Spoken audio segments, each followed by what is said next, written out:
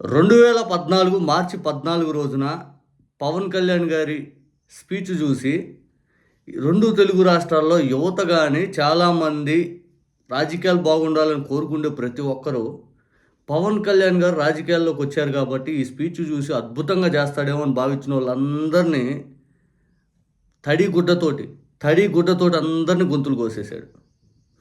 ఎంతలా అంటే పవన్ కళ్యాణ్ గారు చెప్పిన ఒక్క మాట కూడా నిలబెట్టుకోలేకపోయారు.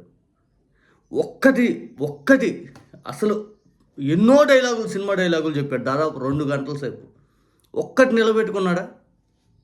జంపింగ్ జోకర్స్కి ఛాన్స్ లేదన్నాడు, మనీ లేని పాలిటిక్స్ తీసుకొస్తా అన్నాడు, రాజకీయాలను మారుస్తా అన్నాడు, అద్భుతం చేసేస్తా అన్నాడు, ప్రతి ఒక్కరు చేరువు చేసేస్తా అన్నాడు, 25 ఏళ్ళు మీ భవిష్యత్తు నాకు అప్పచెప్పండి అన్నాడు, చెట్లకు బుల్లెట్లు ఎందుకు గాయమన్నాడు, కళ్ళార్పకుండా పూర్తి స్థాయిలో ఎటువంటి సినిమా డైలాగులు చెప్పాలో అన్ని సినిమా డైలాగులు చెప్పాడు. అంతిమంగా పవన్ కళ్యాణ్ గారిని నమ్మిన ప్రతి ఒక్కరూ, సింపుల్ ఎగ్జాంపుల్ చెప్తున్నా, ఆయన పార్టీలో ఎటువంటి రాజకీయ అనుభవం గతంలో లేకుండా మంచి క్లీన్ పేపర్ లాగా చేరిన వాళ్ళందరూ ఇలా ఆయన పేపర్లో లేరు, ఆయన పార్టీలో లేరు. మొత్తం రాజీనామా చేసేసి బయటకు వచ్చారు. ఎన్నో ఆశయాలతోటి రాజకీయాలు ఏదో చేద్దామని పొడిచేద్దామని చెప్పి పోయిన వాళ్ళు ప్రతి ఒక్కరిని భూస్థాపితం చేశాడు. తెలుగుదేశం కోసం ఈ జనసేన పెట్టింది అని తెలుసుకున్నాక వాళ్ళందరూ ఇక రాజకీయాలు కూడా విరమించుకున్నంత దూరం వెళ్ళిపోయారు. ఇంత మోసం చేస్తారా అని చెప్పి. ఎందుకు సింపుల్ ఎగ్జాంపుల్, జేడీ లక్ష్మీనారాయణ గారు పాపం పవన్ కళ్యాణ్ గారిని నమ్మి ఆయన పార్టీలో చేరి టీడీపీ కోసం జనసేన పెట్టిందని చెప్పి ఆయన బయటికి పోయాడు. తమిళనాడు మాజీ చీఫ్ సెక్రటరీ రామ్మోహన్ రావు గారు, ఆయన అంతే. అద్దేపల్లి శ్రీధర్ అని ఒక ఆయన, తోటా చంద్రశేఖర్ అని ఇంకొక ఆయన, ఆ తర్వాత రాజు రవితేజ, అసలు పార్టీ ఫౌండర్, పార్టీకి పూర్తి స్థాయిలో ఆయనే మొత్తం అని చెప్పి పూర్తి స్థాయిలో ఆయన లేపినటువంటి వ్యక్తి, ఆయన నీరు గారిపోయి బయటికి వెళ్ళిపోయాడు. పోతిన మహేష్ అనుకుంటా, ఆయన గతంలో ఎటువంటి రాజకీయ అనుభవం లేదు, ఆయన అంతే.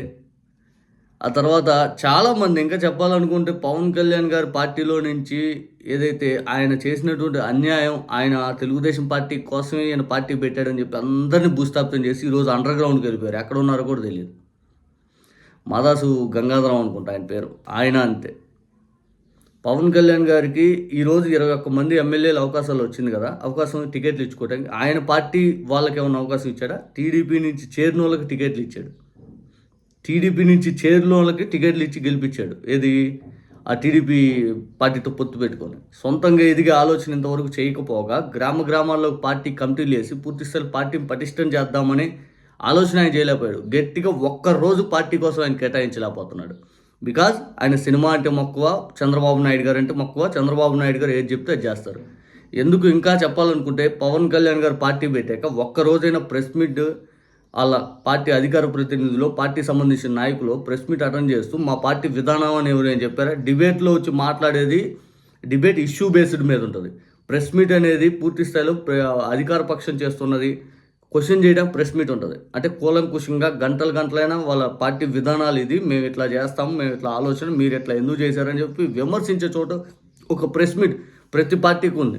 ఇక టీడీపీకి చూడండి, జగన్ గారి తరపున ఎవరైనా మాట్లాడితే వాళ్ళు వెంటనే ప్రెస్ అటెండ్ చేసి వాళ్ళు పెడతారు. వైఎస్ఆర్ కాంగ్రెస్ పార్టీ వాళ్ళు ఏదైనా తప్పు చేస్తే వీళ్ళు వెంటనే ప్రెస్ మీట్ పెడతారు.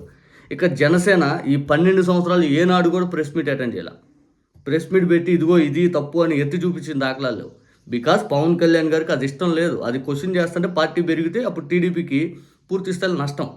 టీడీపీకి ఏదైతే కాపు ఓట్లు అనేది తీసి మళ్ళీ ఇచ్చి టీడీపీకి ఓట్లు వేయాలనే ఆలోచన తప్పితే ఆయన రాజకీయాలు మార్చాలనే ఆలోచన అయితే ఎక్కడా లేదు. ఆ రోజు మార్చి 14, 2014 నాడు పవన్ కళ్యాణ్ గారు చెప్పినటువంటి సినిమా డైలాగులకి ఎంత అప్లాజ్ వచ్చిందంటే, అబ్బా సూపర్ అయిన వస్తే అద్భుతం చేసేస్తాడని. ఈరోజు అదే పవన్ కళ్యాణ్ గారు ఆ రోజు ఇచ్చిన స్పీచ్ ఈరోజు ఆ రోజు అట్రాక్ట్ అయిన వాళ్ళు ప్రతి ఒక్కరు కూడా మేము ఎందుకు అట్రాక్ట్ అయ్యాము ఆ స్పీచ్ కానీ బాధపడతా ఉన్నారు. మేము ఎలా నమ్మాము అని చేస్తూ ఉన్నారు. మాకేంటి ఈ కర్మ అని చెప్పి ఇంకా చెప్పాలనుకుంటే వాళ్ళు మనోవేదన చెందుతున్నారు. ఇట్లా చాలామంది ఎందుకు అధికారంలోకి వచ్చాకైనా ఎంతమంది దూరం అయ్యారు? అధికారంలో రాకముందు 2019 నుంచి 24 వరకు ఆ సినిమా డైలాగులు, ఆ నటన, ఆ హావభావాలు, ఆ ఏదైతే ఎమోషన్ ఫీలింగ్ అంతా జనాల్లో రేకొట్టడానికి, కులభావం తెచ్చుకోండి అని చెప్పి కొంతమందిని రెచ్చగొట్టడానికి ఎన్ని విధాలు కావాలంటే అన్ని విధాలు ఒక పూత పూసుకొని బయటకు వచ్చినటువంటి వ్యక్తి పవన్ కళ్యాణ్ గారు.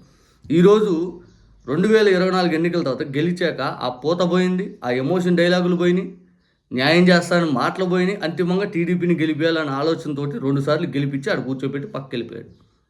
ఆయన గెలిపేటోటి ఇన్ ద సెన్స్ ఏంటంటే టీడీపీకి 40% ఓట్ బ్యాంక్ ఉంది, వైసీపీకి 40% ఓట్ బ్యాంక్ ఉంది. అది కాన్స్టెంట్ అది. ఆ పైన 20% ఏదైతే న్యూట్రల్ పీపుల్లో ఈయన తరపున ఉండేటట్టు ఎవరైతే ఉంటారో వైఎస్ఆర్ కాంగ్రెస్ పార్టీలో ఉన్నటువంటి కాపులు కానీ లేకపోతే న్యూట్రల్గా ఉండే కాపులు ఎవరైతే ఉంటారో మొత్తం టీడీపీకి హోల్సేల్గా చేయటమే ఈయన బాధ్యత. కేవలం ఆ ఆలోచనతోనే పార్టీ పెట్టాడు.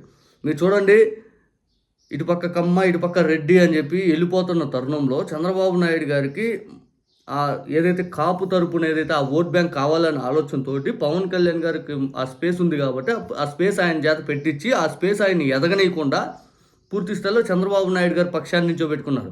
వంగవీటి మోహన్ రంగా గారు ఎక్కడా, పవన్ కళ్యాణ్ గారు ఎక్కడ? అసలు ఆయనతో పోల్చడం కూడా పవన్ కళ్యాణ్ గారిని నిజంగా మా బోటోళ్ళకి లేకపోతే యువతకి, ఇక్కడ నేను ఈ కులమా ఈ పార్టీ అనే దానికంటే కూడా యువత గురించి ఎక్కువ మాట్లాడతా. వంగవీటి మోహన్ రంగా గారి పోరాటం ఎక్కడ, పవన్ కళ్యాణ్ గారి పోరాటం ఎక్కడ?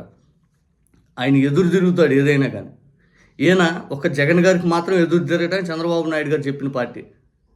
తప్పు చేస్తే చంద్రబాబు నాయుడు గారి పార్టీలో చేసిన చంద్రబాబు నాయుడు గారి తరపున ఎవరైనా తప్పు చేస్తే ఎప్పుడు క్వశ్చన్ చేయడు. అది మీరు చూడండి, సింపుల్ ఎగ్జాంపుల్.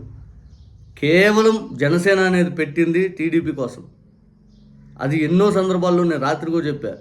మార్చి 14 పార్టీ పెట్టి మార్చి 17 ఆ టైంలో నరేంద్ర మోడీ గారిని కలవడానికి అపాయింట్మెంట్ చంద్రబాబు నాయుడు గారు ఇప్పిస్తే కలిసి ప్రకాష్ జవదేకర్ గారిని ఇక్కడ తీసుకొచ్చి పొత్తు పెట్టించి లైన్ చేశాడు. అంటే మధ్యవర్తి చేశాడు టీడీపీకి 2014. 2019 ఈ బీఎస్పీ ఓట్లు ఏదైతే ఈ ఎస్సీ ఎస్టీ ఓట్లు దళిత బీసీలు వీళ్ళందరూ ఏంటంటే బీఎస్పీకి కొంత అటాచ్డ్ ఉంటారు కాబట్టి ఆ ఓట్లు ఆ వైసీపీకి పడకుండా ఆపడానికి బెహంజీ అని చెప్పి చంద్రబాబు నాయుడు గారు బెహంజీ దగ్గర అపాయింట్మెంట్ ఇప్పిస్తే వెంటనే అడిగిపోయి ఆ బెహంజీని తీసుకొచ్చి మీరు కాలం వెంబడి మీరు ప్రధానమంత్రి అయ్యిందని చెప్పి నటించాడు. ఆ తర్వాత బీఎస్పీ అంత సీన్ లేకపోతే బీఎస్పీని వదిలేపించాడు చంద్రబాబు నాయుడు గారు. బీఎస్పీని వదిలేశాడు.